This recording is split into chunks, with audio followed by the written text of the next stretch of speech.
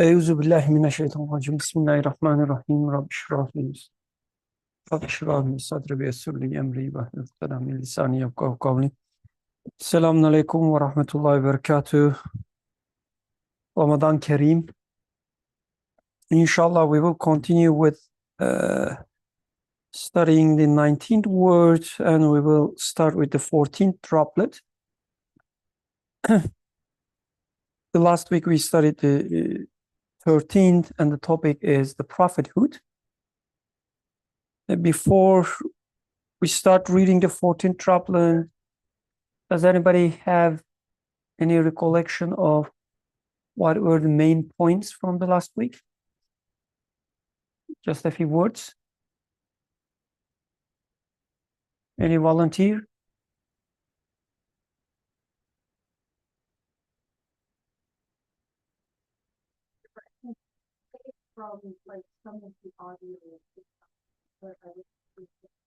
Okay, mashallah. Mashallah, mashallah. Wait a please. minute. I said You said you listened to the audio after, yeah, and so, which is alhamdulillah. let's see. Just okay.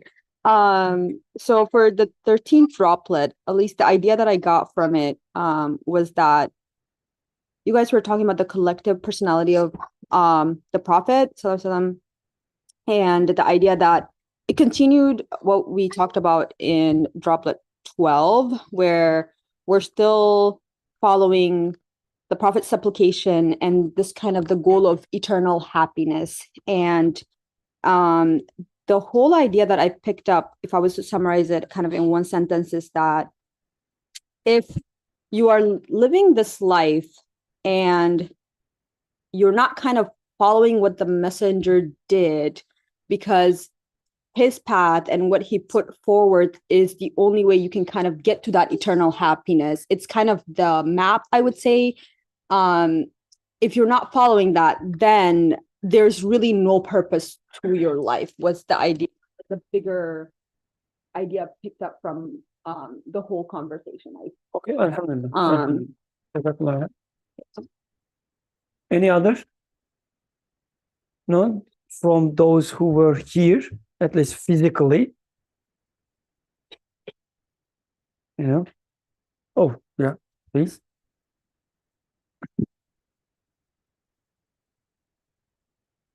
I think building upon what sister said is like mainly the points that we discussed were this point. Yes, with his guidance, he is the reason for eternal happiness coming about and is the means of attaining it. So this, like these couple of points, they were discussed in greater detail and depth, like understanding how his guidance is the reason for eternal happiness and how following the path of the prophet you can lead that happy life, and like all of those problems that you have about eternal life and what will happen and how to find that guidance, the prophet, following the ways of the prophet, you can find that guidance. And then the next line, so too through his prayers and supplication he is the cause of its existence and the reason for its creation. So after that we further discussed how like the his prayers, like following the prayers of the prophet and his supplications, through that you can attain all of these things. So I think this was the main topic in last week's discussion that we discussed in depth, and you explained in broader depth what it means.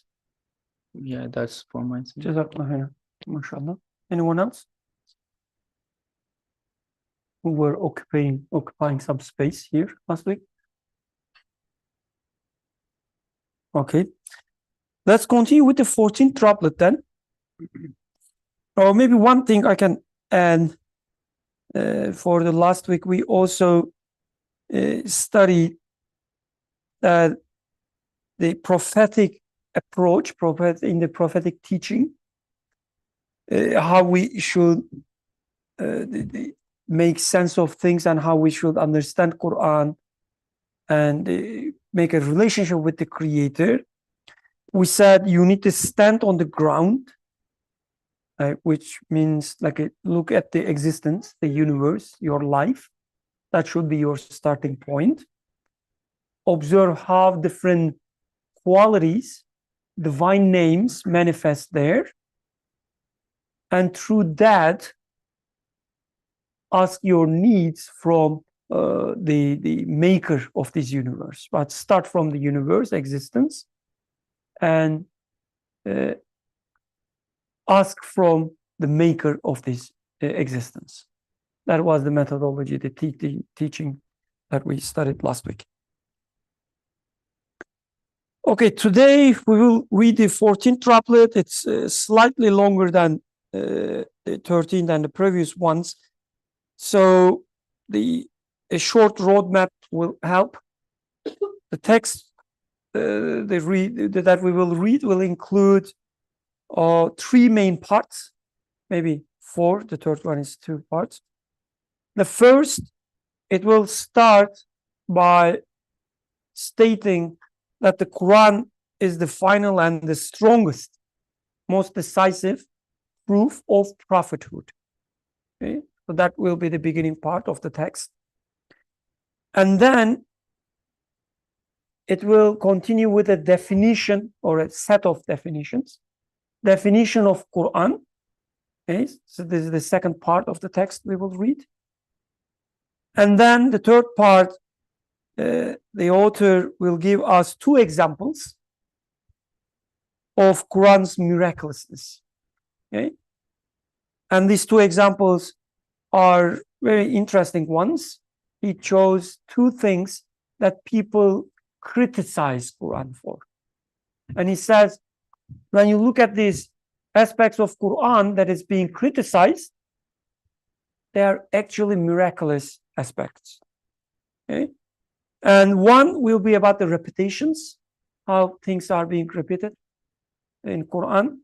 And then the second is the use of ordinary plain language, okay? In contrast to science and philosophy.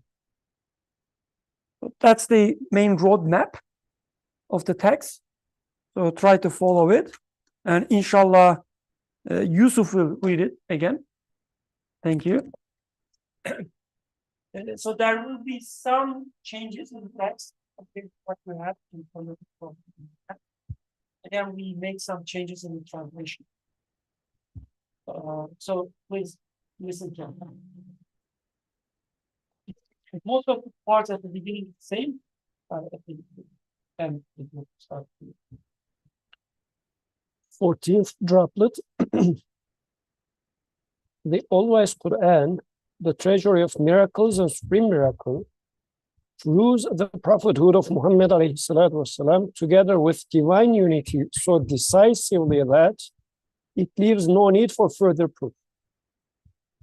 And we shall give its definition and indicate 1 or 2 flashes of its miraculousness, which have been the cause of criticism. The All-Wise Quran, which makes known to us our sustainer, is thus. It is the pre-eternal translator of the great book of the universe. The disclosure of the treasuries of the divine names concealed in the pages of the earth and the heavens. The key to the truths hidden beneath these lines of events. The treasury of the favors of the most merciful and pre-eternal addresses, which come forth from the world of the unseen beyond the veil of the manifest world. The sun, foundation, and plan of the spiritual world of Islam, and the map of the worlds of the hereafter. The distinct expounder, lucid exposition, articulate proof, and clear translator of the divine essence, attributes, and deeds.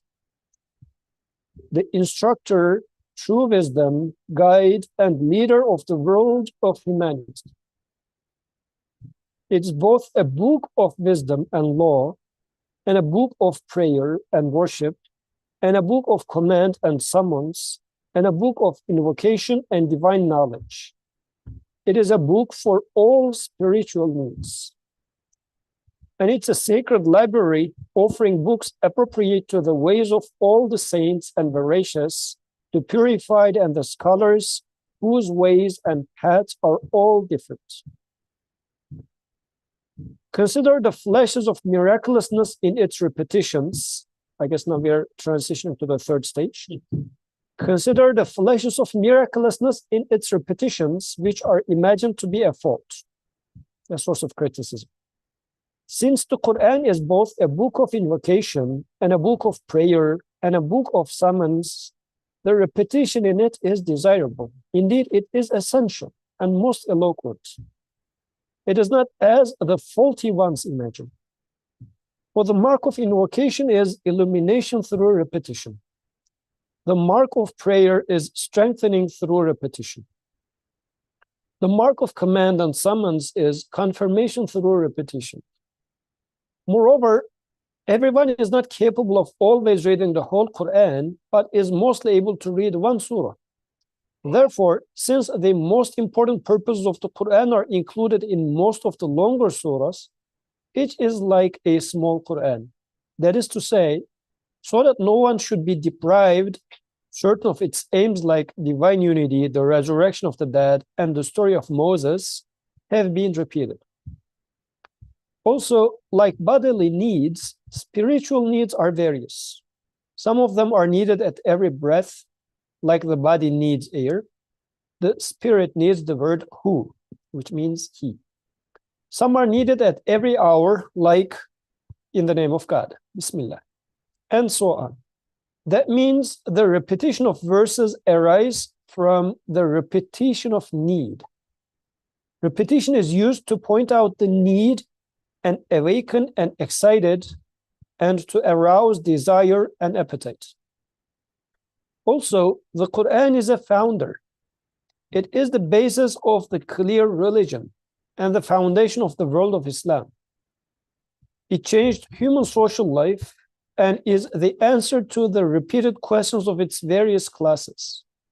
Repetition is necessary for a founder in order to establish things.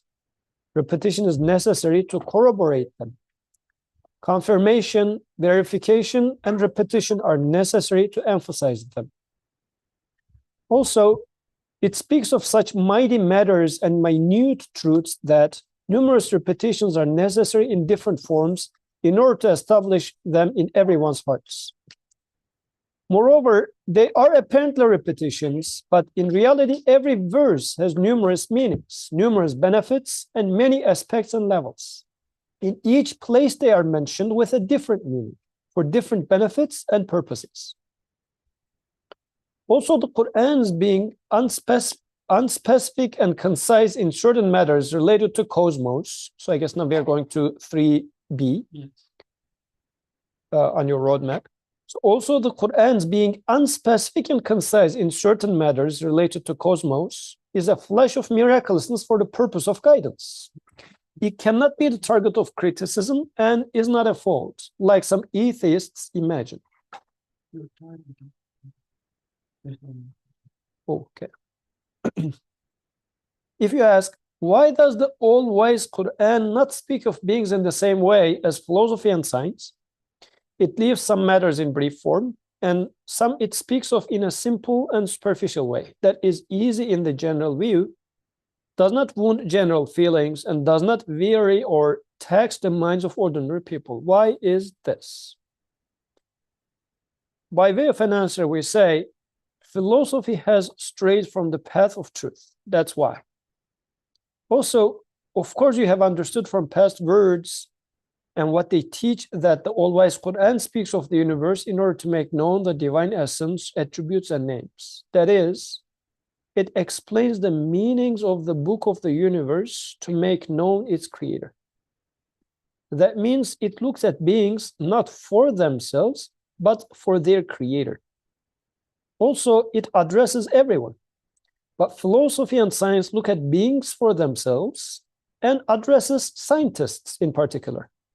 In which case, since the all-wise Quran uses existence as evidence and proof, the evidence has to be superficial so that it will be quickly understood in the general view.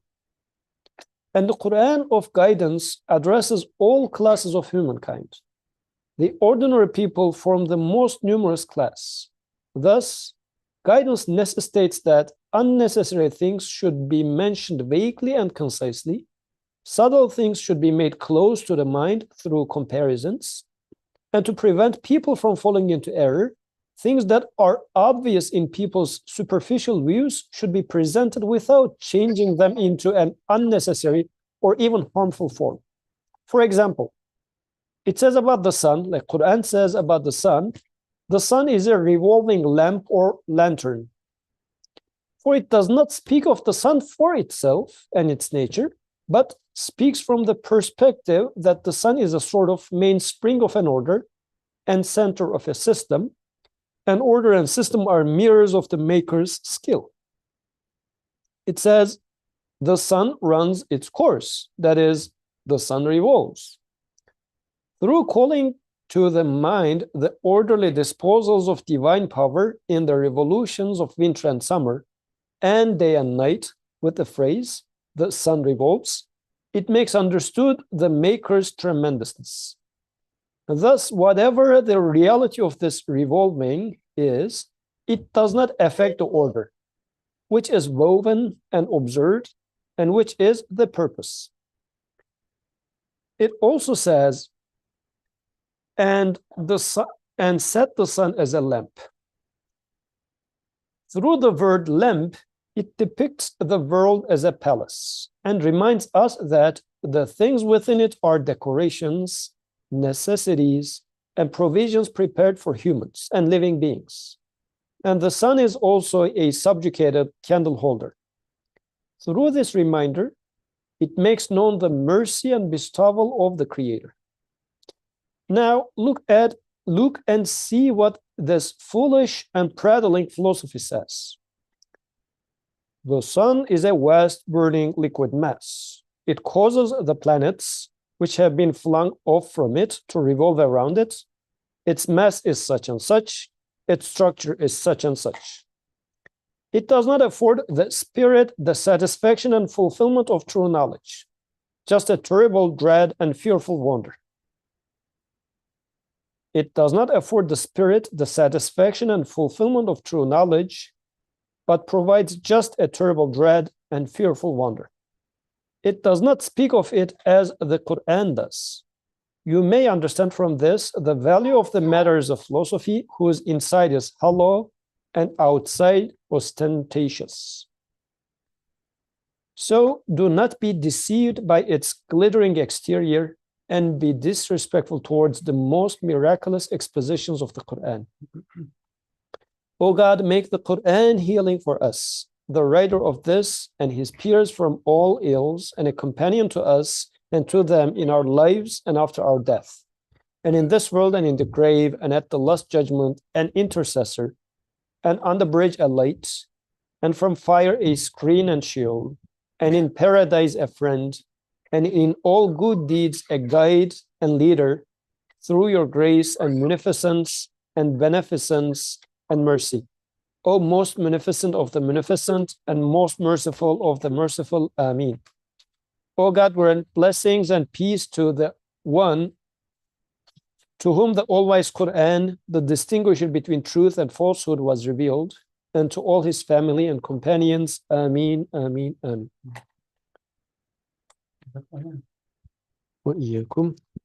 I felt like audible. Oh yeah, you mean the quality was so high. Okay, no. I get audible more. I will give you 3 minutes to rest. Take your breath. Okay, before we start discussing, I will give you a very quick summary of what we read. Okay, just highlighting main points, and then we can get into the in depth.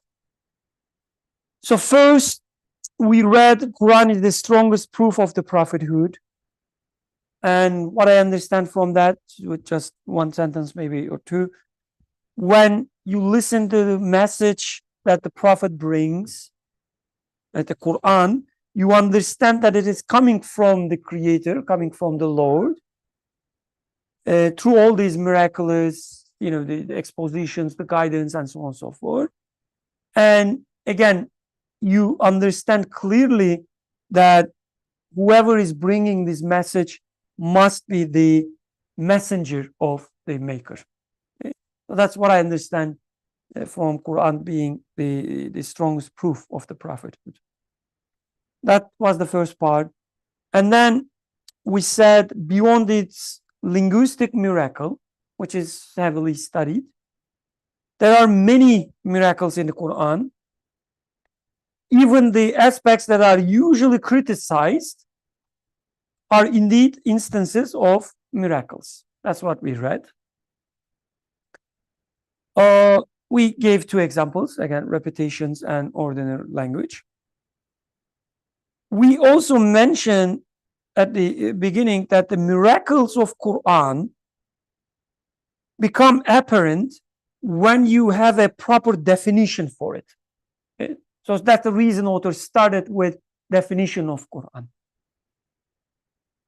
The one paragraph we read was all about the definition of the Quran, right? The interpreter of the universe, revealer of the hidden divine names in the existence, and so on and so forth. And finally, we talked about that the Quran speaks of things only in relation to their makers, to their maker, sorry. And as a maybe concluding remark, that's from me, since we are studying prophethood, the same applies to the prophet's life as well.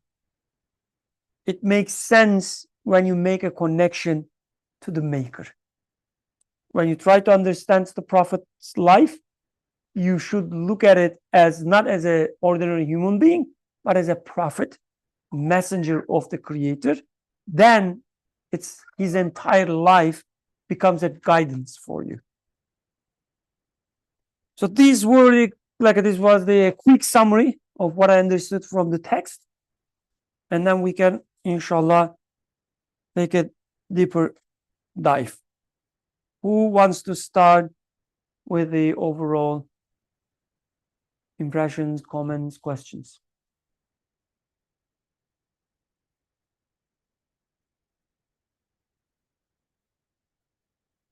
So I said, oh, okay, there was no microphone, so I will repeat the question. She asked, what about definition of Quran? Can I expand the question as why the definition of Quran even important in this context? Yeah, why we start with the definition of Quran and all. And in my summary, I said, when we talk about the miracles of Quran, most of them, if not all of them, most of them only becomes really a miracle and even meaningful when we have a proper definition of Quran. So one example, if you take Quran as a poem, repetitions becomes boring and lack of maybe artistic quality. If it is a poem, right? But if it is a guidance, book of guidance, as author explained nicely, these repetitions becomes necessary. And the way you repeat, if it follows a certain structure to give you even more guidance, becomes a sign of miracle. Becomes a sign of miracles. So that's why the definition is important. If it's for instance, a historical book, history book, telling us the lives of the previous nations, then Quran becomes a really, just to be honest, a not so great history book, with many details are missing, with many jumps between events. But if Quran is a book of guidance, then you say that, okay, only important parts that would provide guidance are provided, which is eloquent choice, you would say. Based on the definition, the conclusion will change entirely. Hence, author said, okay, we will talk about these miracles, But first, let's establish what we mean with Quran. Then the miracles will become apparent and meaningful. Any other comments, question about that part, or maybe disagreement? Sorry, I just had Yeah, another please. question about like actual breakdown of I'm just asking like the format of the reading, so I didn't miss something because I felt like I missed something. So is the point, because so the first was that Quran is the strongest proof of prophethood. Then there was the part about why is it not written very complexly, and the idea of example being repetition and ordinary language. And then what was the third point in the reading that you mentioned? Because I just think I missed something, that's why. Oh, okay. So if you're talking about the actual roadmap, like how the text goes, the first part was the proof. The second part was the definition of Quran. And third part was the two examples of its miraculousness. And one example is repetitions, one example is the plain language. First point to the first sentence. Oh, yeah. Sorry? That's the second example of miraculousness, the plain language. Yeah. yeah. No, that's great. Thank you. Thanks so much. It also shows us that we should continue having these roadmaps and so on. It apparently helps. Okay.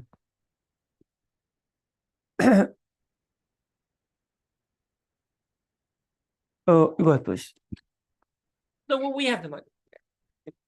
So, like in general, I think this distinction is important. In general, as we have been hearing about the miraculousness of Quran, the linguistic part was being mentioned and highlighted. And as we are getting closer to the times where even the linguistic beauty is being reduced to maybe, to common people, something like, oh, I will give it to ChatGPT and it's going to give me something. It sounds like it. And many people probably will lose their faith, if not, they have already lost it just because of such an easy trick. Can you elaborate your trick? I couldn't get it. Yeah. So like somebody would say, writing to ChatGPT, write me something like Quran. And it's going to produce a text and you read, it sounds like it.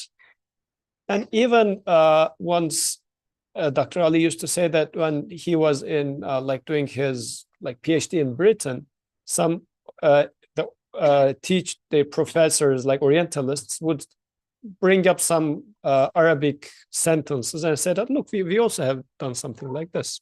Since Quran is coming up with a challenge for if you can just make it similar of it, then seeing it just in terms of text like this might feel like, why not? And even because this challenge was active at the time of Prophet, and there had been poetic challenges. And people do not deny that poetically or in terms of eloquence, the way it sounds like is not good. Like, what was his, the Kazab, Musaylamatul Kazab's poems or quote unquote verses, they say they were eloquent. But since it's being compared to Quran, like from the expert point of view, they were not real. But in here, the author is bringing this to the level of us as well, saying that you can appreciate the miraculousness of Quran as well. You don't need to be an Arabic expert just to see the miraculous aspect of Quran, because the first sentence says treasury of miracles for Quran. It's not only the linguistic miracle aspect. And that's why he's bringing an example from something that becomes a source of criticism. And we do hear this saying that, oh, Quran is like not talking about science. It just flips the table and says that this is a source of miraculousness and you can appreciate it. So in this sense, really making Quran more accessible to me, not only in terms of understanding it, but appreciating its miraculous aspect. So in this sense, it's, and as a result, it's going to become a proof of prophethood of the Prophet. I think that's an important point. Like if you are an expert in the language, you can appreciate the linguistic miracle as well. And when you read the examples and so on, when you study Arabic, for instance, it becomes really apparent. And our scholars, like the old the scholars, all the generations and so on, they spend a lot of time studying it. Like there are books on just the letters of Quran. Forget about, you know, the words or sentences, just the letter choices and so on. May Allah be pleased with them. But as Yusuf said, it is good for, let's say, the scholars, experts, and so on, but an ordinary person wouldn't easily, at least, appreciate this miracle, right? The linguistic miracle, not completely, at least. So, hence, in Imam Nursi's writing, even when he talks about, like in the 25th word we studied together, even studying the miracles of Quran and expositions of the Quran, like how the sentences are like how the ayahs are structured and so on, even there, the emphasis was not on the grammar or the linguistic aspects, but how the ayahs refers to our lives, how we can make sense of them, and so on and so forth. Like he's always trying to bring Quran to us. In Imam Nursi's writing, you will see that a lot. But that's not our topics today. Okay, our topic again, the prophethood, how Quran becomes a evidence for that. Other comments, questions?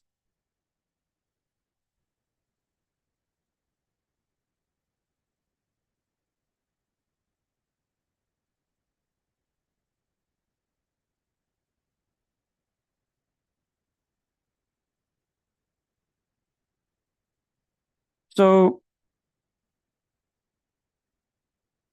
if there are no comments, I will talk about, like in the first paragraph, Yusuf already touched upon the first part of it.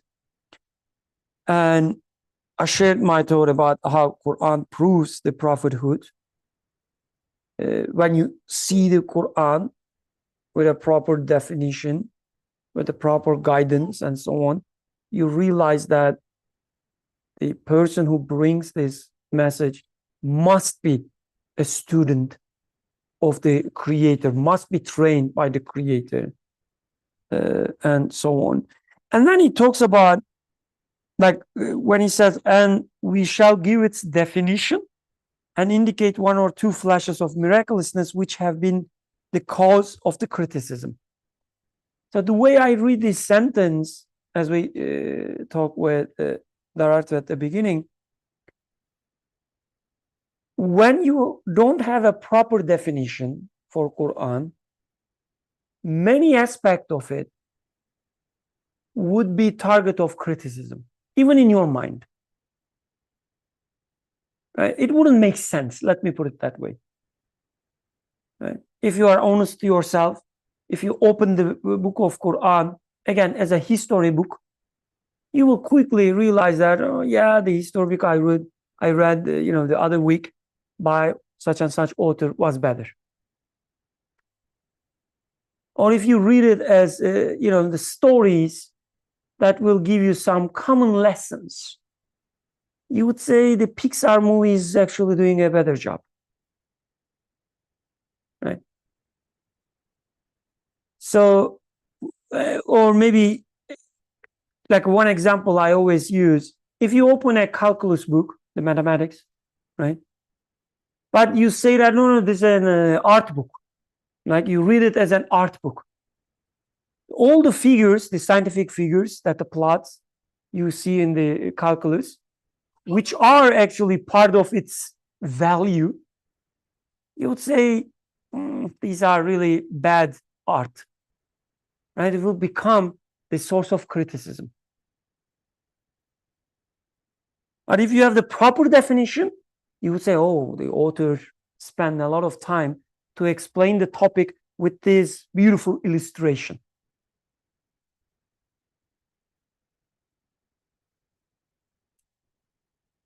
Please.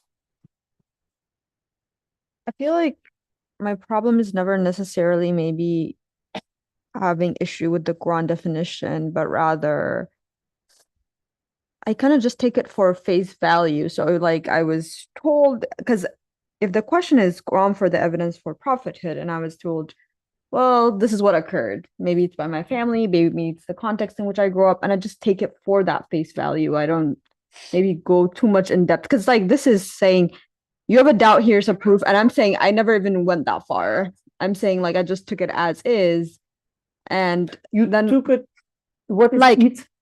like Quran for evidence of prophethood. I'm like, okay, yeah, obviously the prophet did bring the Quran. Okay. Yes, it like you were told something and you were like, yes, like you didn't question it. You were just like, yeah, it seems reasonable. Is that a problem? Because I don't think I ever thought, because I'm having a very hard time relating to the text just because it's asking me something I never even bothered to question. And so that's why I'm like just silently sitting here like, yeah, understandable, okay. But I'm wondering now, like, is that the issue? Is the fact that I'm just like, yeah, like that makes sense. Yeah. That's a very important point. I don't have a clear answer to like direct answer to that question. I have kind of a workaround, a trick, right? Which is like we can read this text, like all these droplets, first, second, and third, whatever, as proofs, evidence of the prophethood of Muhammad alayhi salatu wasalam. Or, and here is my trick, that I've been reading it this way since the topic is to understand the prophethood as well itself. I've been reading them as, okay, what different aspect of prophethood I will learn from this text. So this week, for instance, the emphasis is the message and the type of the message that the prophet brought. Now I'm learning this about the prophet, that he's the one who brought such and such message that explains the existence so that its maker will be evident. So everything, as we read in the text, the message that the prophet brings doesn't talk about the things themselves in their name, but it talks about the things as they relate to their maker. So for instance, today's text taught me that the teaching of the prophet is not about how to have a nice family, but it is about how family relates to its maker. Having a nice family will be a side effect of it, maybe, but that's not the point. That's what I learned from today's text, for instance. Or the prophet is the one who brought the message in a plain language so that I can make connection with it, which means I should make connection with it, with the text. So I cannot take the Quran as, oh, this is a scholarly thing. The scholars should study Quran because it is written for them. It's not the case. But to your question, that's not the answer. You want to say? And I agree that we hear that what is the biggest miracle of the prophets from your childhood, Quran, right? This is what we were taught with. But I guess if I were to see moon getting split, I would say, oh, this is a greater miracle, right? So because it looks more Marvel-like moon getting split, so it would be more miraculous. But we say, no, Quran is the biggest of the miracles, and author is also saying it in here. So I guess we are now at an age, we are not children, kids anymore, to start questioning for myself, how is it that Quran is the biggest miracle of the prophets, even bigger than splitting of the moon, water gushing forth from his hands, or any of these, because these are all marvelous things, and this is available for me. Like, probably you would love to see if we were to get a call saying that, oh, moon is going to get split in 5 minutes, nobody's going to be in this room 5 minutes later, right? Everybody would say, oh, discussion can stay. Just let's go ahead and see the moon getting split. Quran is available as the biggest miracle. So how come, as he says, especially we live in an age in which Quran is being heavily criticized with many of these things, and we are being exposed to that too. Now, I guess as Brother Bikram was saying, let's read it from the other way around and see, oh, it looks like I can get exposed to the miraculousness of Quran, which will actually prove that Prophet was a messenger. Meaning, because if you were to see that moon is getting split, you would definitely know that either this guy's a huge magician, or as he claims, he is the prophet of the Creator. Now, the same evidence is available for us, and this is what we are being invited to. So I guess in this regard, I might also get excited to say that, well, let me see how I can benefit observing this miracle in the first hand. Your question also reminded me the fact that, like, when we hear things from our families or our, the cultural background, it doesn't mean that they are wrong. Right? Yeah. So we take them as granted. Yeah, some of them at least are not wrong. We take them as granted, and they happen to be true. And now you can study how and why they are true. It's like, in the primary school, they teach you something about the numbers, how to add them up and so on. And then you just memorize them. You go to the mid-school, you learn something new, and it starts feeling the base of what you learned in the primary school. In high school, for instance, you will learn, again, going with mathematics, you will learn something called functions. And you will memorize what they are, their properties, and so on. Because at that level, that's all you need to know. And your small brain can handle only that much, at least for a general, the crowd. But in the university, or going further, the graduate school and so on, you learn all these things that you memorize, why they are true and how they are true. Up until the graduate school, you don't have any question.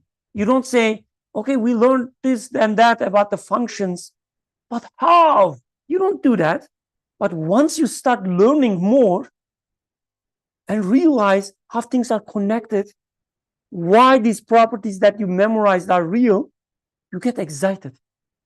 If you are a proper student, of course, right?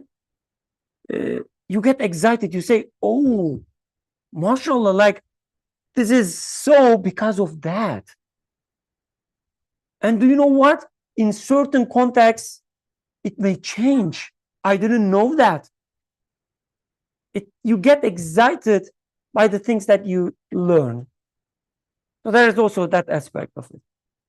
So I guess this is an example of it. We all know that the Quran is the biggest miracle, but now we're trying to understand how, why. You want to say something? Your body language is like. So, just based on that question, like I was thinking about it too, but if you just taking it at face value, like just believing that, oh, it is the biggest miracle, like technically it still wouldn't be wrong, but you wouldn't get the full benefit out of it, right? Like you're just taking it at face value, but you're not, truly grasping or truly getting the full benefit that's hidden behind that meaning. Okay. I think that's a very important point. Like, it's a, let's say, a sensitive topic to talk about, taking things as face value at the face value, because when you start questioning it, it sounds as if you are saying that, oh, if you don't know the reasons, you're not even a believer and so on. That's not the the way we want to go, for sure. But as you said, it is a fact that everybody would, I guess, appreciate that as you understand the meaning behind things, you start benefiting from them in a full, in their full extent. Please go ahead. Oh, if you have a question, let's continue with that, since he has the microphone. Sorry. Because I feel like culturally growing up in Islam, in Pakistan as a Muslim, all these concepts, like there was no questioning them. It was more like faith was portrayed as believing in these things without having to question them. Like that's faith. You don't need an explanation to believe in these things. So I feel like it's very tricky to like look at these concepts and be like, oh, okay, you know what? Like I need to understand the reasoning behind it for me to believe in it. That's why it's like, oh, like why not just take it at face value? Yeah, very, very important point. And so yeah, when it comes to iman, like belief, the iman, I guess there are many levels aspect. There is no end to it, and this is also being narrated in many narrations by Prophet ﷺ, in Quran as well. Like when an ayah says, "Oh, those who believe, believe." What does it mean? Like you start with the, "Oh, those who believe," and then comment believe. It seems like there is always a progression there. We can take it that way. And then we can talk about, what we mean with the iman and so on. The way, at least, I try to take here in this circle with Imam Nursi's the text, the belief is the thing, like is the state of mind that you feel secure about something. That's the Arabic, the meaning of the word anyway. And like when I look at the ayahs of the Quran, this is how I see as well. The Quran used the word belief, the iman, to mean that having a security about something. And you can have security with something only when you understand it. Otherwise, it's more like you take it as a granted, and it gives you, let's say, a solid ground, right? But you would never know what will happen to this ground when there's a small earthquake, meaning a professor comes and start questioning. You would never know what will happen there. Because we know by experience that many things that we take as granted are shaken and destroyed by facts that we learn. And this is what we see in the broader, the context of many people living religion for that very reason. When you take something as granted, which has a value, don't get me wrong, like to me at least, it has a value. It means you are a type of personality that you can stand on something rather than just trying to destroy everything. Right? That's a good sign. But when you do it solely by taking things as granted, it will last until things becomes questioned and your ground will be shaken. And may Allah protect. It may even be destroyed. And we see that happens for many people.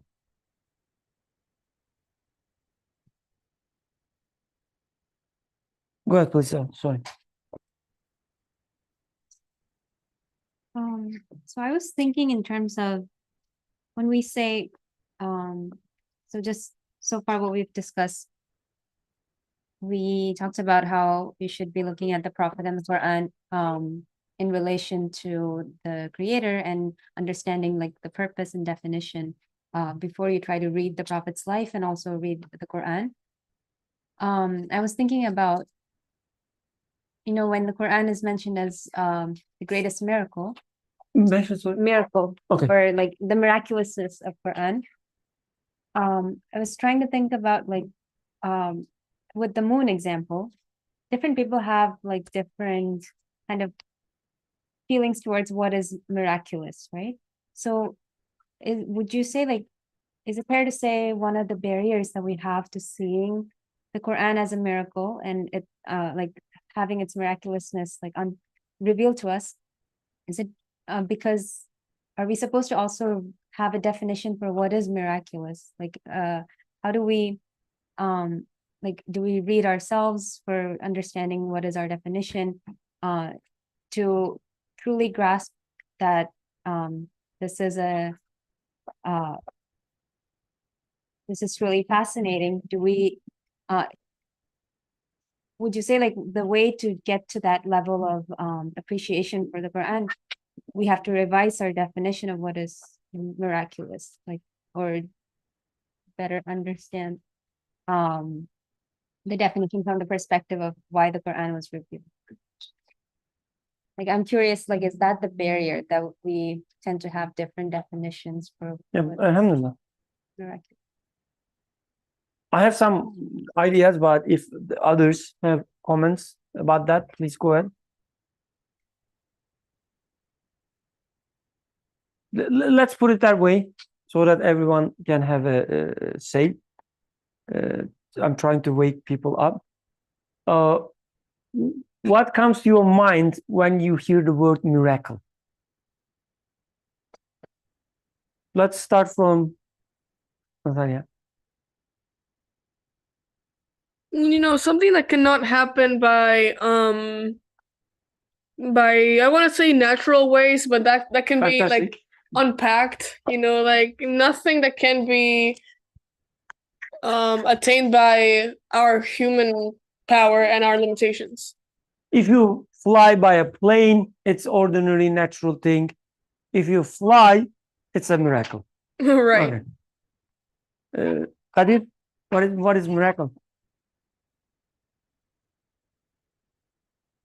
I think it's a very similar definition to hers. Is like something that is different than what we're used to, or like something that you can maybe say is not attainable by your own power in that sense. And yeah, in that sense, like one thing that you cannot achieve your own self is like in no way you thought this was possible and it happens. That way you can maybe say that's like a miracle. Jazakallah.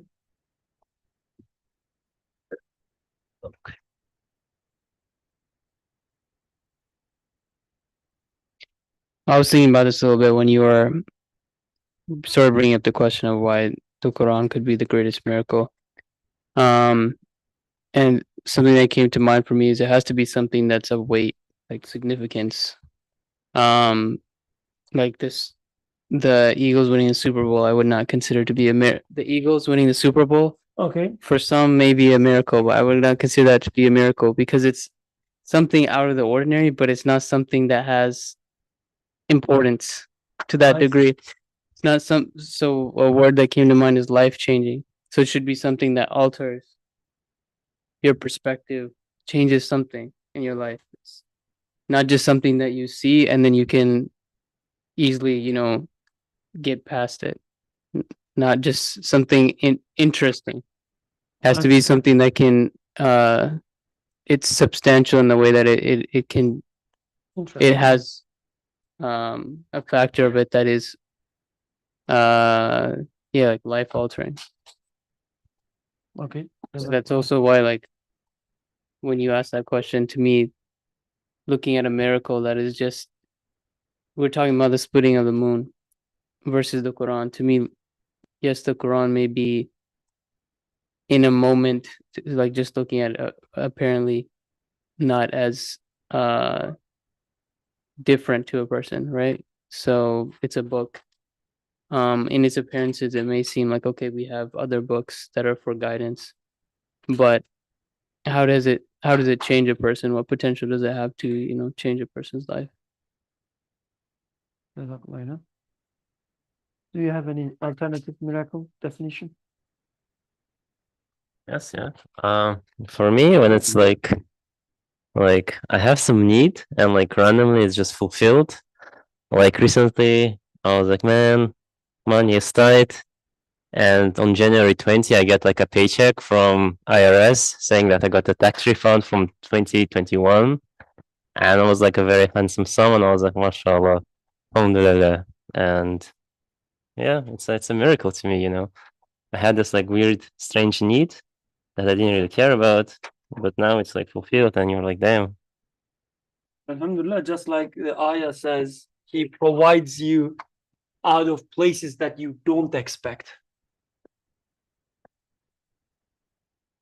Okay, Alhamdulillah. Do you have a strange miracle definition? Okay, no. So I think depending on the context, this common understanding of miracle is there. Like when we talk about the miracles of Prophet, for instance, the water gushing forth from the fingers, the splitting of the moon, the rocks speaking, and so on and so forth. These are miracles in the sense that it is out of the order that we keep seeing, right? And the Imam Nursi defines them as a guy coming as with the claim saying that I am the messenger of the creator of this order. Okay? And then the creator says, yes, this is true, like supporting him by what? Saying that I'm the creator of this order that you see. Now, to demonstrate you something, I will change this order. He changes the order in the hands of the Prophet, and then you see it as miracle. That's the common definition of miracle.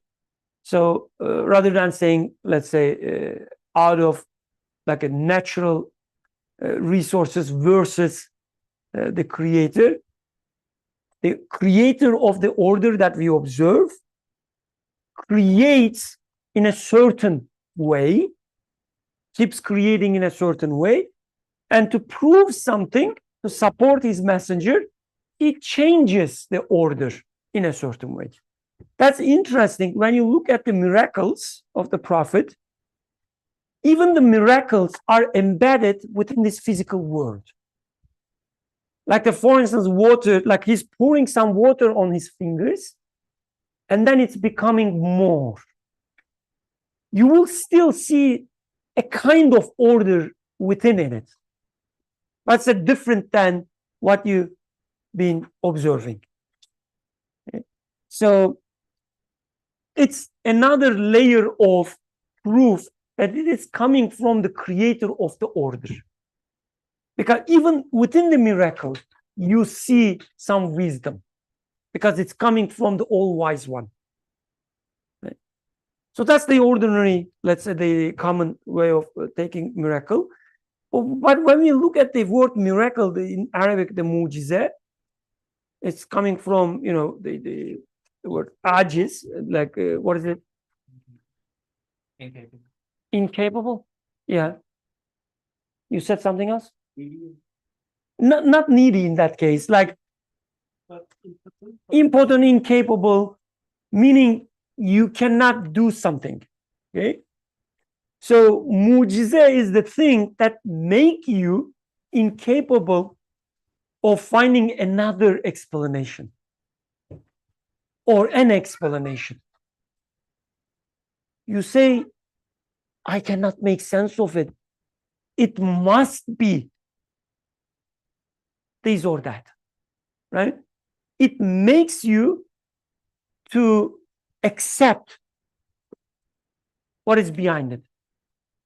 Like if a guy makes a mu'jiza, whatever it's making, then the thing that he makes or demonstrates, let's say not makes, but demonstrates, makes you accept his claim. That's the definition of the mu'jiza. You want to add something? So if you do magic in front of me, would I consider that miracle? If I want to believe in your message? So it depends. Like if you don't take it as a let's say magic, if it makes you ajiz in that sense, and if you don't try to understand it, you would be fooled maybe. Yeah.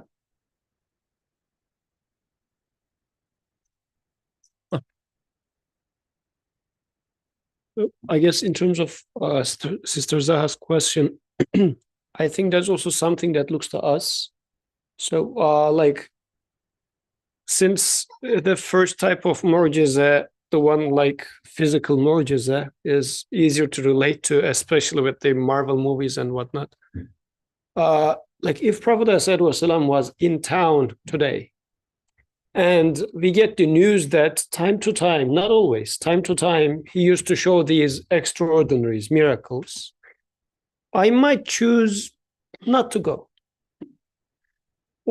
And they say he's occasionally doing it, not always doing it and whatnot. Because there happened people in his time, which, although he was demonstrating such things as need arise, were indifferent to them. Indifferent to the message. Even some of them, despite seeing the miracle with a first-hand experience, they just said that, maybe you just made a magic before us and whatnot. So, which means it was even possible in that case. So now I ask to myself, miracle of the Prophet is right there. Quran is right there. So I might stay indifferent to it too. So how can I get, what is the barrier here? Barrier can also be my indifference or my laziness, or it could even be that, as author now here mentioning, people are bad-mouthing it so much that I feel like maybe it's not that big of a miracle, yet I don't want to touch it because it's so fragile. I'm afraid that if I study Quran more, I'm going to lose it more. I better not study it. I'm a believer. Going back to his question as well. Because what happens is, like I remember reading, and by studying Quran, I mean, again, from a very rudimentary level. For my childhood, I used to read Quran quite a bit from its Arabic. There came a point where I started questioning things for a different reason and whatnot. Then I started reading its translation. It was such a disaster for me. If only I haven't read the translation in the first place, because now everything starts jumping on me. So as if it's making me more of a unbeliever. So I better hide behind stuff so that I'm not going to lose whatever is left to me. So this is pretty much like there's a lot of bad mouthing as it's happening in here. So a lot of repetitions, or it's not speaking like science does, because these are in today's norms.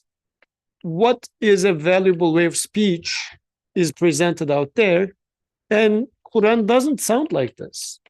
But I do not consider that my expectations might be wrong. But this takes a huge amount of effort on my end because now I need to change them. I was conditioned in the wrong way. So would I like to take this? This is what happened back in the day as well. Why did people didn't pay attention to Quran? Because Quran was challenging the norms of that society as well. Like if what Quran said was correct, then they had to change. So that change is costly. So I don't want to get there. So this might be another big barrier between me trying to see the miraculousness of Quran, because it really requires me to, sit before a teacher. In that case, that teacher would have been the Prophet himself, today finding some sort of an environment or teacher and dedicate my time and effort actively to study it, to get to understand, try to understand. And by studying, I do not mean go and study Arabic, to whatever shape or form. How much of my time am I willing to regularly dedicate for such an effort? So that, I think this is a huge barrier on our end. So opting in to give this much in there.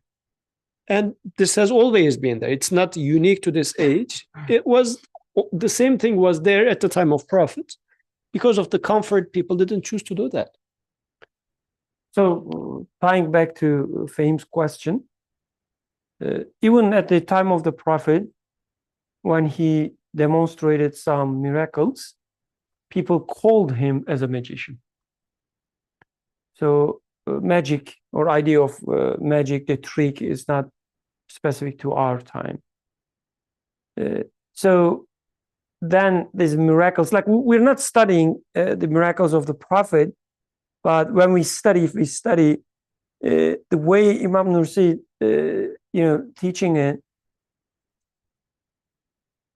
it's almost like a necessity that a prophet who comes with such a claim must have some miracles. Because, again, he's saying that I am a student, a messenger of the creator of the order. And my expectation would be, as a human being, if this is the case, show me that the creator of the order really supports you and he changes the order. So the miracles of the Prophet is a necessity. But it's not a sufficient condition. Meaning, just because somebody comes with extraordinary things, you wouldn't directly jump into conclusion that he must be the Prophet. You will also look at the message that he brings. You will also look at the way he implements this message, and so on. So you can always say that it's a magic. Or other way around, you can always believe someone who's doing magic as performing miracle. But it shouldn't be enough that for you to say that, okay, whatever he says is true.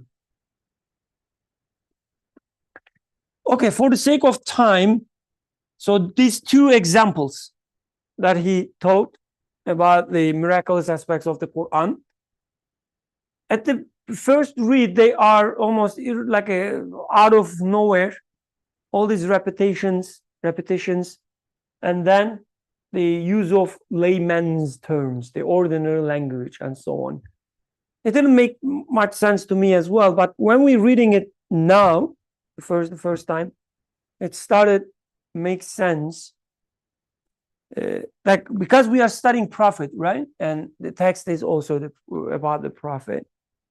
It's almost saying, like, the author almost chose two aspects that look at the idea of prophethood. The one is the Prophet is taking this message, the Quran, and implementing in the real life. Right? This is what the Prophet is. And as the needs in the real life is repeated with different people, for different times, and so on and so forth, the message also follows that. So, one-to-one mapping between the real life, like our lives, and the guidance necessitates the repetition, as if an author said that, explicitly in the text anyway. Repetitions are there because needs are repeated. Meaning the text, it's not just any text, but it's a text, it's a translator, as author said at the very beginning, of your life. So repetitions are kind of like a key to understand the Prophet has one leg in the real life, like the one who implements this message. So let's really think about it. If they give us the book and in the cover name is not put in there and you are not a Muslim, so if you receive Quran, how would you feel about it? Because the ordering, normally, how would you take a book? Like, imagine a book, let it be a philosophy book, let it be a story book. They have a certain order of the text itself. And if there are sentences or paragraphs that looks almost identical, or there's a story, but the story is just distributed to 10 different pieces, a part of the story is being mentioned in 3 different places, but emphasis is different slightly here and there. So what would you say about such a book? If you were reading a book written by, let's say on the cover, Mohammed Sial, so you would say the guy doesn't know what the heck he was talking about. It's all over the place, we would say. Now, this is the book that's being put before us. So how do I benefit from this book? And on top of this, it's being said that this is a miracle. But it looks like the way to benefit from it really looks to understanding what the book is about. I mean, on Tuesday discussions, we are really trying to work through these descriptions of Quran because they're extremely important. I think this is a part that I have been missing in my life. What is Quran in the first place? How am I supposed to take anything from this book is a very important part, because anything that's being mentioned in here as description of Quran must be a piece missing in my life. To the extent that I realize the relationship between them, then I will knock its door to get something from it. Otherwise, like, people are going to universities, they are in need of money, and that's why they are coming to, let's say, oh, we came to computer science because they said what we learn in here is going to make us give the money that we need eventually, right? So there's a need. That's why people are knocking the door. Why am I going to knock the door of Quran? So I need to know what it offers. So that's why those descriptions are important. There's one point that Sister Zaha mentioned that I would like to clarify that as well. So before studying Quran, we need to know the description of Quran. And then the question, like, in order not to sound like a chicken and egg problem, where did you take those descriptions of Quran in the first place? Before listening to Prophet, I need to get to know who the Prophet is or what prophethood means. And then am I just going to sit by myself and try to philosophize about what prophethood means and then try to study what Prophet says accordingly and whatnot? Like, if we go with the scientifically sequential way of things, we will just, it won't work. I think that's clear. So, but as it is the case, somebody is making you walk through any of the classes that you study in your university. And it is, let's say, thousands of years of scientific endeavor builds up, and professor says, come to my class, I'm going to walk you through this introduction. So he tells you, these are the tenets of it and whatnot, and then introduces you to the topic. So what we are doing in here is, Prophet himself has been that teacher. There are centuries of education that went through, and somebody is coming and saying that here is description of Quran in the light of what I learned from my teacher and from studying Quran. And let me introduce you what those descriptions of Quran are, and let's study Quran together with this. Once I do that, it starts making sense. But if I were to say, where did you come up with this? He would say, from my teacher and from the Quran itself. Then he would say, oh, isn't this being a circular argument and whatnot? It is not being like this, because we are talking about this training that went through centuries. But on top of this, these are the descriptions. But when I take Quran, and Quran is testifying its truth based on the creation out there and the creation in me. So whatever is being described in here is going to be verifiable by me in the first place. So this is why, like, I sensed this from your question. I mean, maybe it was there, maybe not.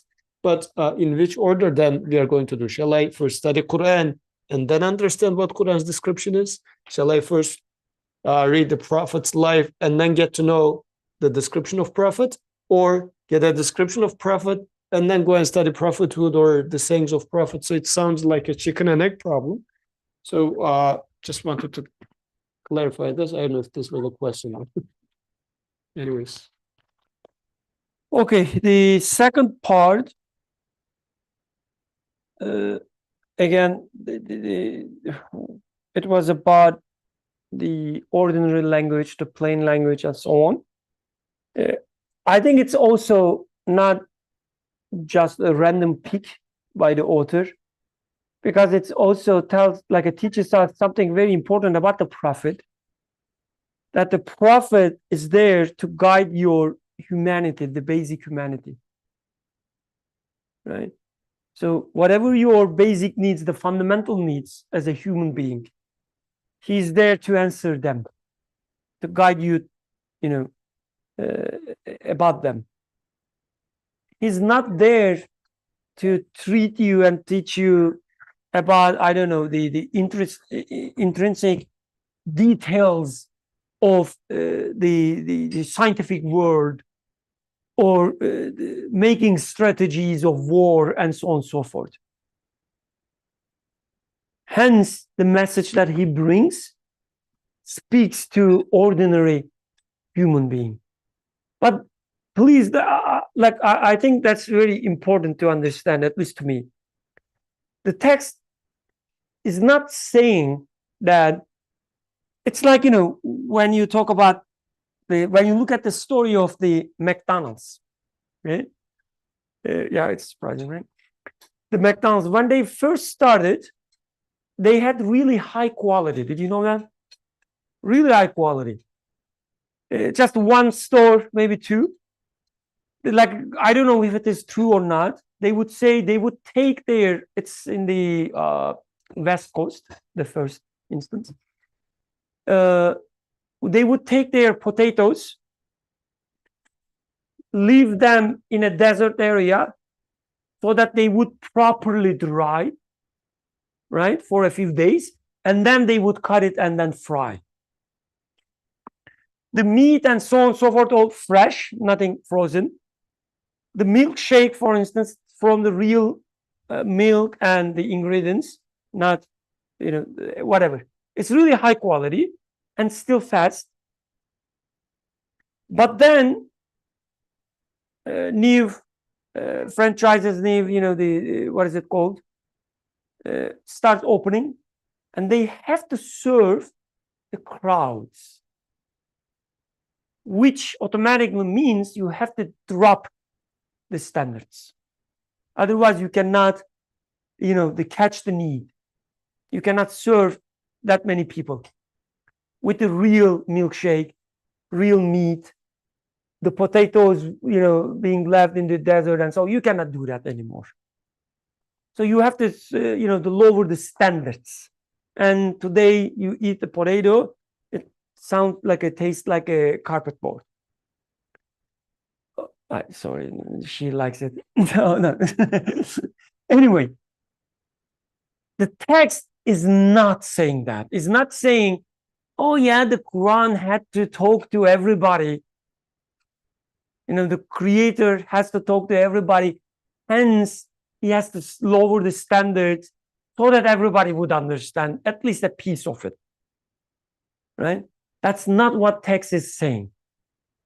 Text is saying the Quran and the message that Prophet brought is for your ordinary human aspect that everybody shares. Right? And actually, that's the reason it is miraculous. To talk about the basic tenets of humanity that everybody can understand in a very plain language, that's the miracle. That's the high standard, not the low standard. Okay? So anyway, so this is another important aspect about the prophet. Prophet there for humanity, not for the eminent people of the society, Hence, in Quran, always talk about allazina nas, like all human beings. Right. So I think both the instance, like examples the author selected, I think they were conscious picks to teach us something important about the Prophet. Prophet touching the real life, our real needs that are keep repeated, but changing forms in different contexts. Hence, the text said they're apparently repetitions, but every instance they are repeated in different ayahs. They actually cover different things, just like our needs. My need for food is different today, and it will become different tomorrow when Ramadan starts. Inshallah. Yeah, it started. Okay. When we start fasting, let's say tomorrow. So anyway, these are, I think, were conscious picks. So we have 3 and so minutes, maybe. If there are final comments, we can take them. Otherwise, we can conclude with a few take-home messages. Sorry. Oh yeah. But you speak stereo. All right. So I kind of liked this droplet. Both things that he mentioned, repetition and ordinary language, I felt like there were moments of where he was speaking to like me specifically, and in particular, there's a sentence. Also, like bodily needs, spiritual needs are various, and in a way, to me, it's like, when you grow up with in a Muslim family, there is this tradition. You do things a certain way. You sort of take it for granted, like we talked about. And there's a certain level of passivity in there.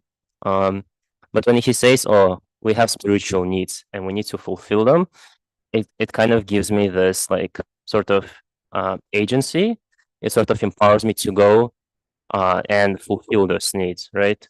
Whether it has to be, by going to a neighbor and helping them, whether it has to be like going to a halakha, or maybe it's going to, do this other thing. I feel like when we talk about, the Prophet and Quran, we are missing this like third piece, which isn't like the most important thing, but it's like the audience, the people who receive the message, and it's like up to us to know how to like take that message, understand it, study it in whatever way we can, and try to follow through as much as we can. And having Quran expressed in a more ordinary language in philosophy or science or mathematics even, and knowing that I have these needs and they are acknowledged by him and the Prophet, it's sort of empowering to me. So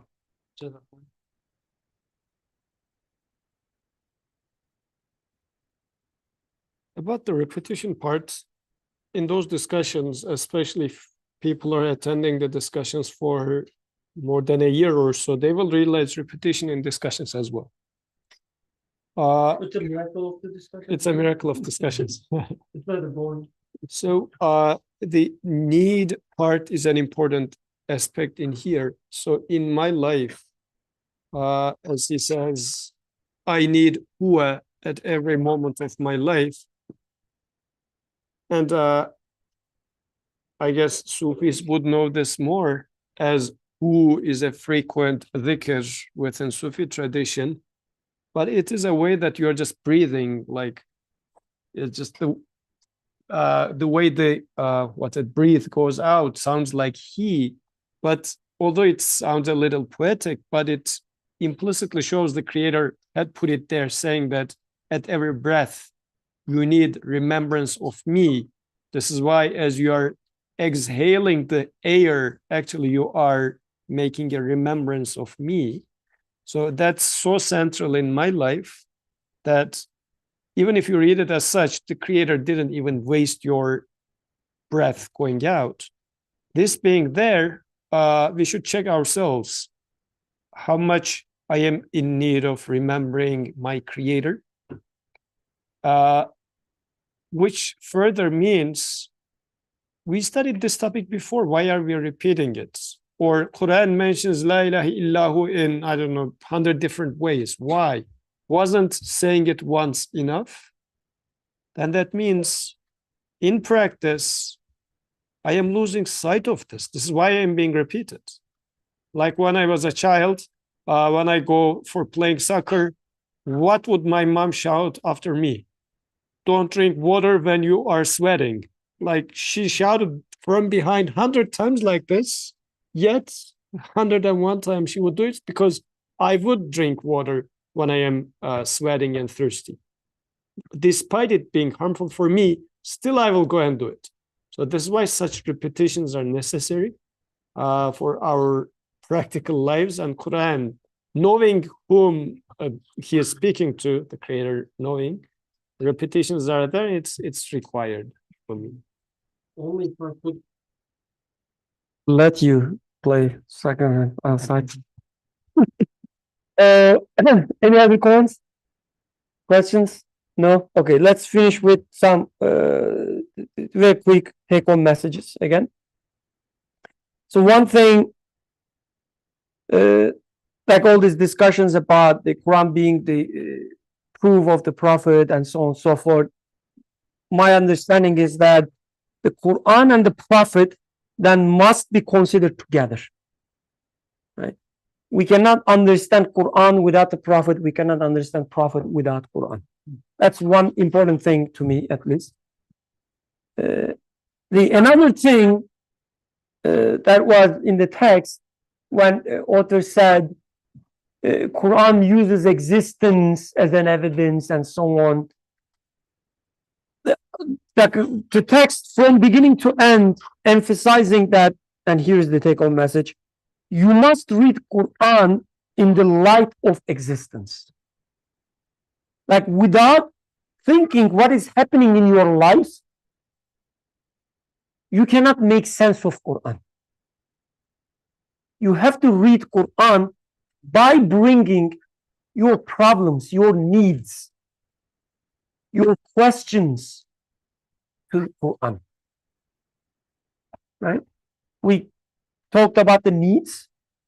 So through your needs, realizing your needs, making sense of your needs, you will understand, you will better understand Quran. Quran must be read in the light of existence. That's the second. And the third one that was not in the text directly, but that's, the impression I had from the text. Just like, for instance, the author said, the purpose of Quran is to make us known the maker of the things, right? Not to introduce us the things themselves, right? The author said. So you should then, when you read Quran, you shouldn't forget that it's a link to the maker. So same way, so this is my third take-home message, you must also read the life of the Prophet, right, as the messenger of the Creator.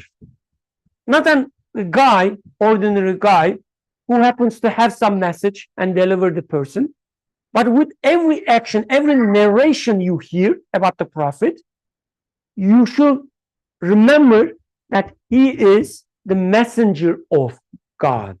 And I should read this narration with this perspective. Whatever I read there, I should be able to make a link to the maker.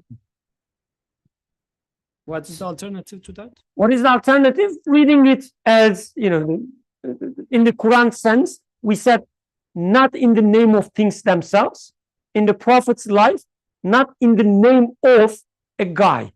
One example, let's say, reading some narrations about his marriages, right? One alternative, you can take it as a guy being married to multiple women, a guy. Another alternative, you say, okay, whatever it is there, even that marriage must be something that will teach me about my Creator, and it must relate to his messenger profession, let's say, duty. how this marriage relates to his messengership. That's the alternative, right? So you must read the life of the prophet as the messenger and the worshipper of the maker. And maybe linking with the first one in the light of Quran, because you cannot separate Quran and the prophet.